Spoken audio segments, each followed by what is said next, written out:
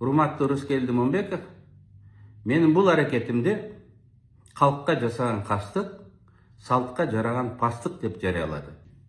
Дагы бир комментарий мен жооп берип койбосом болбойт.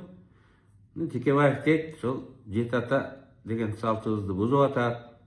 Кыргыз элинин душманы, бул кыргыз болбосо керек, ою ниети бузук болсо керек деп айтып отурат. Менин чоң атам Текебай. Атам Чиркеш. Өзүм Өмүрбек.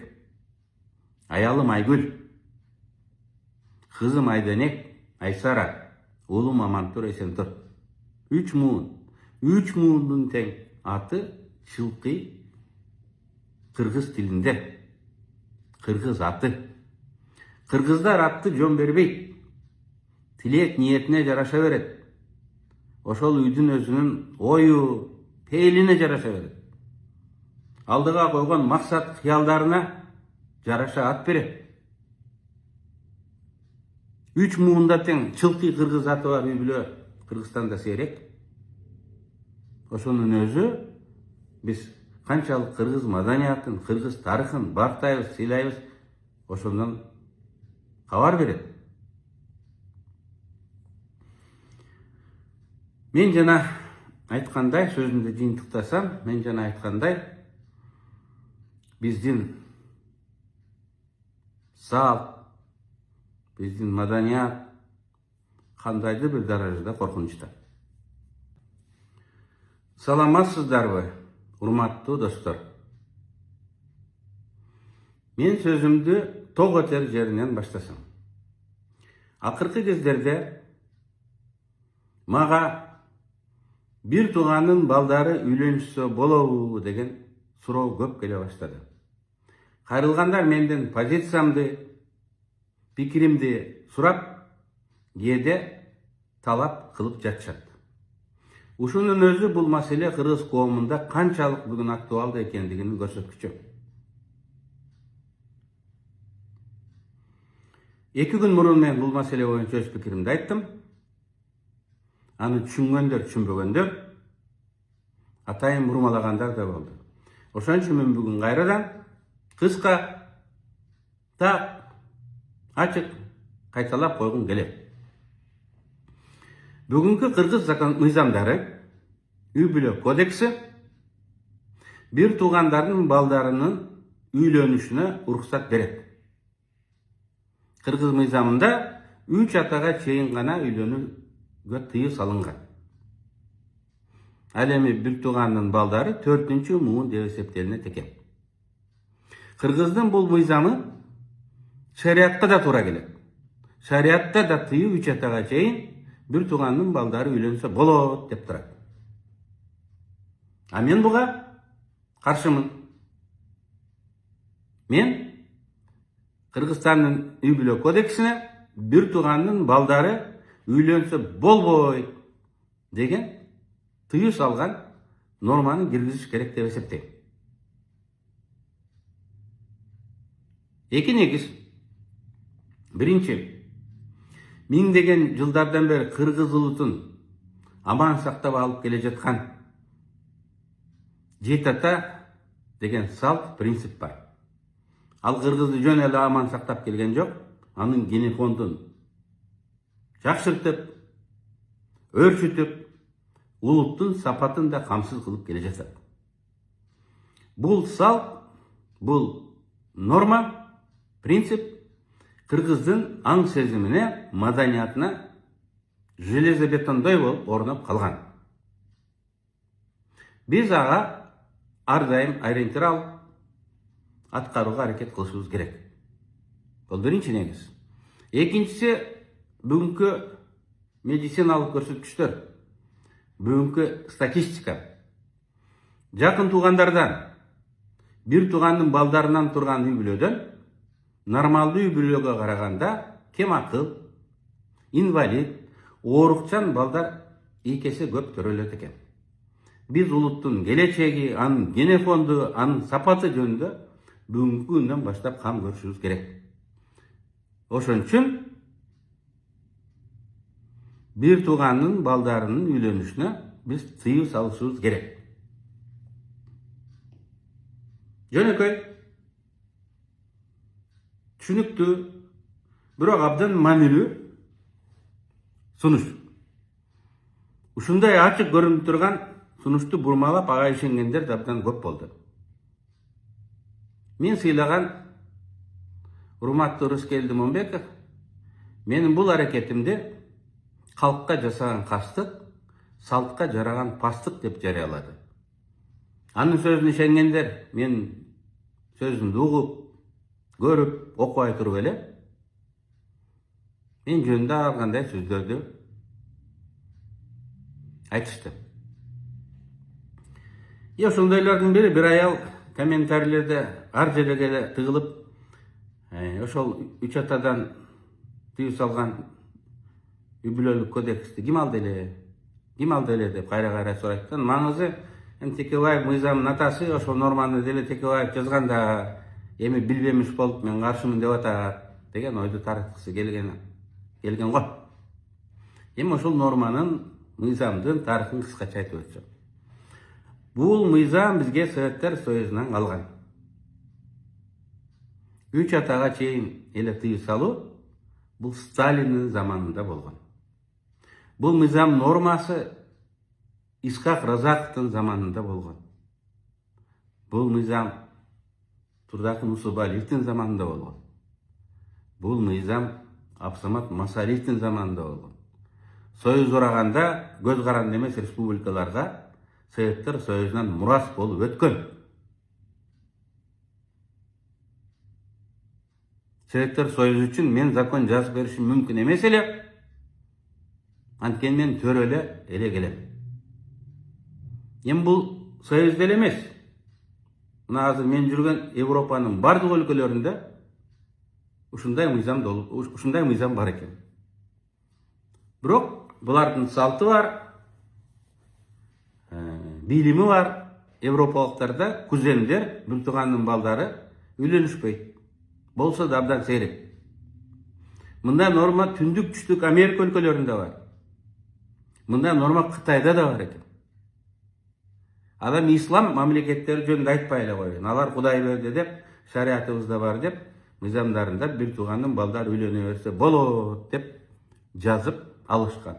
Жазып гана алышпастан ал өлкөлөрдө бул салтка айланып кеткен. Алардын маданиятынын ажырагыс бөлүгү болуп калган. Мисалы Сауд Арабиясында никелердин 50% жакын туугандардан турат экен. Башка араб өлкөлөрүндө да ушундай. Афганистан менен Пакистанда да 40-50%га чейин үй бүлө жакын туугандардан турат экен.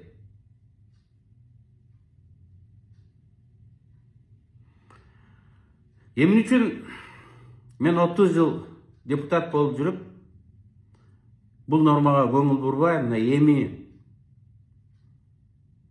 2025 жылы көңүл буруп атам деген суроо пайда болот. Биринчиден, Союздун убагында эле кыргыздар коммунисттердин бул кең пейил уруксатына, чакырыгына көңүл бурбай, өзүнүн бийик, ыйык салты менен жашаган. Мыйзам уруксаты бергени менен кыргыздар уруксат берген эмес. Алар өзүнүн санжырасы, урук сураштырган салты менен кыргыздарды мындай калпыз никеден сактап келишкен. Бүгүн биздин ошол салтыбыз алсырап турат. Салтыбыздын фундаменти жумшарып, жукарып, жарака кетип турат. Кыргызстанда бир тууганда балдары үйлөнгөн учурлар көбөйүп атат. Эмне үчүн? Акыркы убактарда ислам бүткүл дүйнөдө кеңири тарап жатат. Исламга каршылыгыбыз жок, барыбыз биз мусулманбыз. Орта Азияга ислам гана эмес, анын артынан араб маданияты да келип отурат. Араб маданияты менен, улуттук маданияты менен исламды салыштырып болбойт. Ислам бул глобалдык дин. Араб элинин саясаты өзүнчө бир элдин маданияты. Экөөнү биз айырмалаганды билишибиз керек. Ошентип исламдын артынан Кыргызстанга араб маданияты тарап атат. Арабташуу башталды. ЗАГСтын статистикасын карасаңыз, төрөгөн балдардын баарынын аттарын арабча коюп атабыз. Кыздар арабча кийинип атышат. Арабча сыйынып атабыз. Үй бүлөдө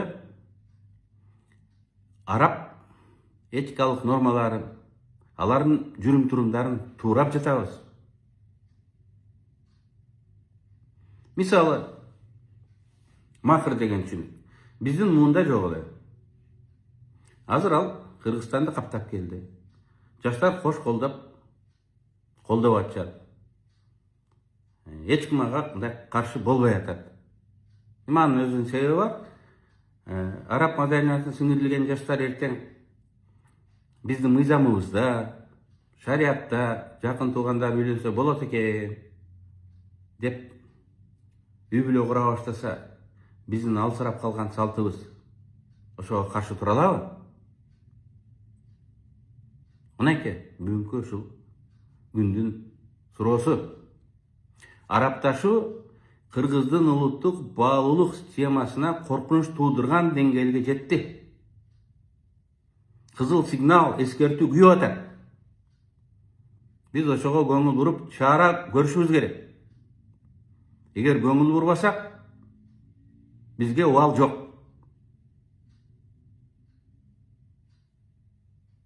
Кудай аны кечирбейт. Мына ошон үчүн мен бүгүн ушул маселеге көңүл буруп, мыйзам менен алсырап бара жаткан салтыбызды тирейлик, түздөйлүк, сактап калайлык деп жатам. Мындай коркунучту, улуттук баалуулукка болгон коркунучту тажик туугандар мындан 10 жыл мурун эле сезишкен. Ал жакта туугандардын үйлөнүшү мурун эле башталган экен. 2016-жылы Тажикстанда бир туугандын балдары үйлөнсө болбойт деген закон кабыл алынган. Жана мен кыргыздар үчүн сунуш кылып аткан закон тажиктерде 2016-жылы эле кабыл алынган. Андай коркунучту Азербайжан туугандар сезишти. Аларда былтыр ушундай закон кабыл алынды. Бул мына бүгүнкү кырдаал ситуациянын жыйынтыгы катары карашыбыз керек.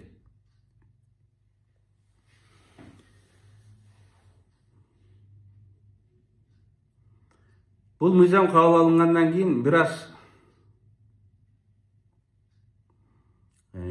уюштуруу, аткаруу проблемалары пайда болот.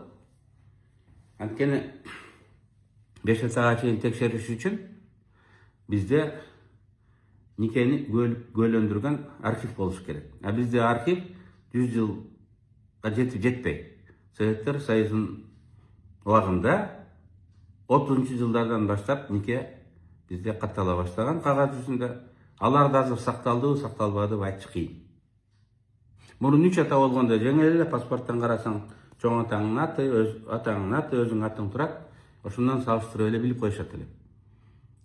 Азыр демек аны аткарыш үчүн бүт маалыматтарды жыйнап, ушул ЗАГСка электрондук вариантын алып келип бериш керек.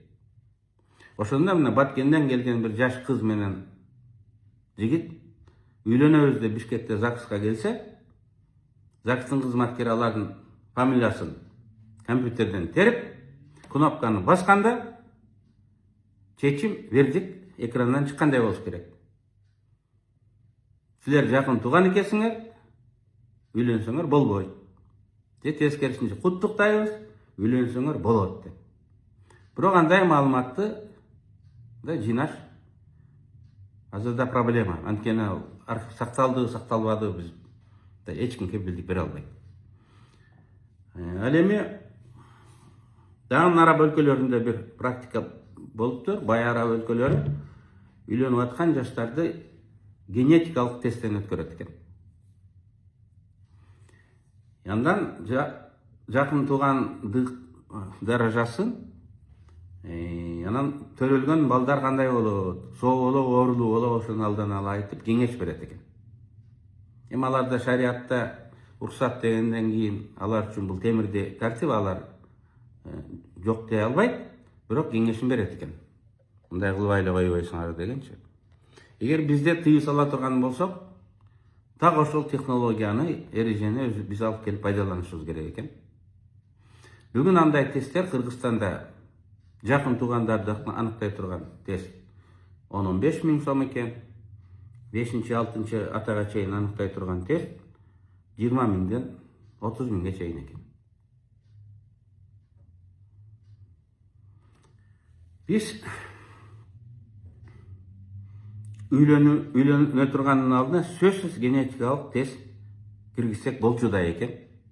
Бизде жылына 43 миң нике кыйлат. Эгер алардын ар бири мына $100 болсо, 4-5 миллион доллар акча кетет экен. Алардын бир бөлүгүн жаштар, бир бөлүгүн мамлекет төлөсө болот. Же арабтардын тажрыйбасын алсак, 100% мамлекет төлөп койсо дагы болот. Бир гана шарт менен деп эсептейм мен. Эгер эртең ажыраша турган болсо, ошол мамлекет берген акчаны алар кайра кайтарып бериш керек. Анткени ажырашкандардын саны да аз эмес. 43 миң нике кыйлып атса, анын 13 миңи жыл сайын ажырашып жатат. Мен жана айткандай, бир туугандар үйлөнсө болот деген норма Союздун убагынан бери келе жатат. Сталиндин убагында, Разаковдун убагында, Усубалиевдин убагында, Масалиевдин убагында, Акаевдин, Бакиевдин, Атамбаевдин убагында болгон. Өзгөртүлгөн эмес. Бүгүн кырдаал ушундай болду. Өзгөртүүгө мезгил жетти. Өзгөрткөнгө мүмкүнчүлүгүбүз дагы бар. Генетикалык тесттин чыгымдарын мамлекет өзүнө ала алат деп ойлойм. Эгер ушундай мыйзам кабыл алынса, Кыргыз Республикасынын президенти Садыр Жапаров жаштар үчүн, Кыргыздын генофондунун сапаты үчүн, анын келечеги үчүн 3-4 миллион долларды таба алат. Анткени бүгүн бюджетте акча бар, экономика өсүп атат. Эмдиги жылы бюджет мындан да чоң болот. Кийинки жылы Кудай буйруса андан дагы чоң болот. Ал эми генетикалык тестти жүргүзгөн технологиялар арзандайт.